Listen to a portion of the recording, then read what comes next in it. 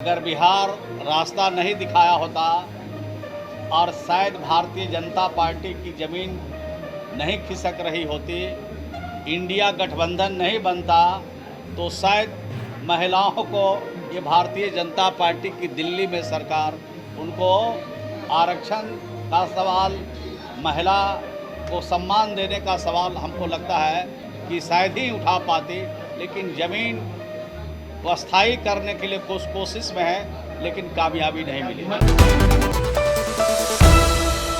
नई संसद में महिला बिल पेश हो गया है और उसमें जब हमने बात की जदयू कोटे से मंत्री श्रवण कुमार से, तो उन्होंने साफ तौर पे ये कहा कि ये बिल नीतीश कुमार पहले भी बिहार में लागू कर चुके हैं। यानी साफ तौर पे उन्होंने कहा कि महिला आरक्षण के लिए नीतीश कुमार ने 50% बिहार में आरक्षण दे दिया है और इसको लेकर के जो अब कयास लगाई जा रही है उनकी कि अब केंद्र सरकार भी इसी फॉर्मूले का इस्तेमाल कर रही है और कहीं ना कहीं ये महिला आरक्षण बिल फिर से लागू करने के प्रयास में लगी। लेकिन महिला आरक्षण जो बिल पास हुआ है, बिल जो पास करने के फिराक में केंद्र सरकार है, वो कहीं ना कहीं जो ओबीसी, SC, ST और जो अति पिछड़ा महिलाएं हैं उनके लिए भी आरक्षण में हिस्सेदारी होनी चाहिए। क्या कुछ कह रहे हैं श्रवण कुमार, आप पहले इस वीडियो में सुनिए। हम लोग के नेता बिहार के लोकप्रिय मुख्यमंत्री जी ने महिलाओं को 50% आरक्षण त्रिस्तरीय पंचायतों के चुनाव में उन्होंने दिया।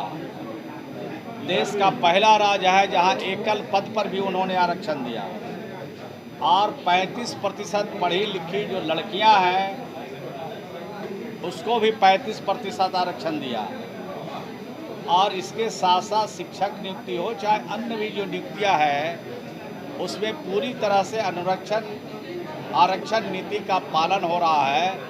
देश का पहला राज्य बिहार है जहां सिर्फ एक्सपेरिमेंट नहीं किया गया बल्कि महिलाओं को हक दिलाया गया और महिलाओं को आगे बढ़ाने की दिशा में, सशक्त बनाने की दिशा में श्री नीतीश कुमार जी ने जो पहल किया है उसी का अनुकरण अब बैठे बैठे दिल्ली वाले लोग जिनका ज़मीन खिसक रहा है वो अब महिलाओं को आरक्षण देने की बात कर रहे हैं। मतलब आप इसकी तुलना नीतीश मॉडल से करते हैं? बिल्कुल, नीतीश मॉडल से ना? नीतीश कुमार जी ने सबसे पहले इसको आरक्षण लागू करके महिलाओं को सम्मान दिया और आज देश में अगर लोकसभा में, विधानसभाओं के चुनाव में अगर लागू होता है तो उसमें जो पिछड़े वर्ग के महिलाएं हैं, अति पिछड़े समाज के जो हैं, दलित समाज के हैं, आदिवासी समाज के भी लोग हैं, उनका भी ख्याल रखा जाना चाहिए। जिस प्रकार से बिहार में श्री नीतीश कुमार जी ने महिलाओं को आरक्षण दिया है उसी फार्मूले के आधार पर लोकसभा और विधानसभा का भी होना चाहिए।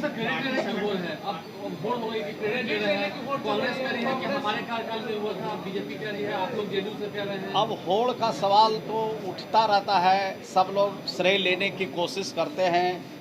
अगर बिहार रास्ता नहीं दिखाया होता और शायद भारतीय जनता पार्टी की ज़मीन नहीं खिसक रही होती, इंडिया गठबंधन नहीं बनता, तो शायद महिलाओं को ये भारतीय जनता पार्टी की दिल्ली में सरकार उनको आरक्षण का सवाल, महिला को सम्मान देने का सवाल हमको लगता है कि शायद ही उठा पाती। लेकिन ज़मीन वो अस्थायी करने के लिए कोशिश में है, लेकिन कामयाबी नहीं मिली। मंत्री जी, आप लोग समय पे दफ्तर नहीं पहुंच रहे हैं क्या? समय पे दफ्तर नहीं पहुंच रहे हैं? इस समय पर दफ्तर आ ही गए। आप अपने कार्यालय, विभाग के कार्यालय समय तो हम तक मुख्यमंत्री जी से मिले भी हैं वहाँ पर। आप साढ़े 10 बजे पहुंचे, मुख्यमंत्री जी 9:30 बजे पहुंच गए थे कार्यालय।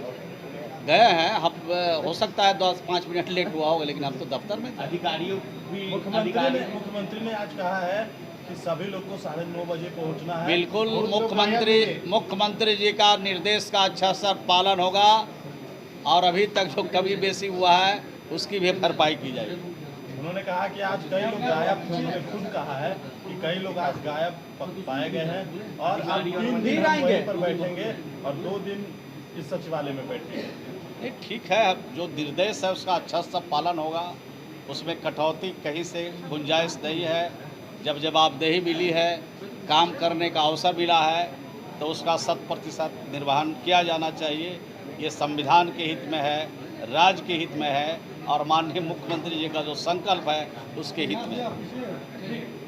तो आपने सुना श्रवण कुमार को, उनका साफ तौर पे कहना है कि ये बिल नीतीश कुमार बिहार में लागू कर चुके हैं। इन्होंने साफ तौर पे 50% महिलाओं को आरक्षण देने का काम किया है, वही काम अब केंद्र सरकार कर रही है, अपना उनका फॉर्मूला कहीं ना कहीं इस्तेमाल कर रही है और कहा है साफ तौर पे कि इसमें पिछड़ा अति पिछड़ा को भी आरक्षण मिलना चाहिए, यानी पिछड़ा अति पिछड़ा महिलाओं को भी आरक्षण मिलना चाहिए। क्या कुछ कह रहे थे श्रवण कुमार, आपने इस वीडियो में सुना है। तमाम खबरों के लिए जुड़े रहे हमारे चैनल इनसाइट के साथ, तब तक के लिए धन्यवाद।